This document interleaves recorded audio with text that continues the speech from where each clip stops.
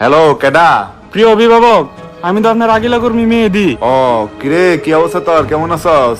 অভিভাবক, আপনি বলেছেন 2 মাস হয়ে যাইতাছে গা, একটা হুস খবর লইলেন না। আরে বেডা, আমি নিজেই যাচ্ছি দৌড়ে উঠে কোন রকমে ফলায় ফলায় আত্মগোপনে আছি। তোর আর খোঁজ খবরটা কেমনে নিতাম কসাইন দিহি। প্রিয় অভিভাবক, আপনিও নাই এখন আর সিঙ্গার সমস্যা কেউ হাওয়া না।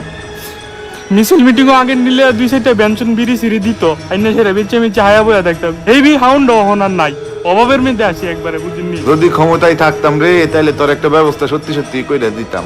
অভিভাবক, আপনার হেডেম ভালোই আসলো, আপনি চাইলে আমার কোনো না কোনো জায়গায় বয়া দিতেলেন নইলে। তোর প্রায় সময় টাকা পয়সা দিছি না, হাত খরচের লাগিয়া দিছি না।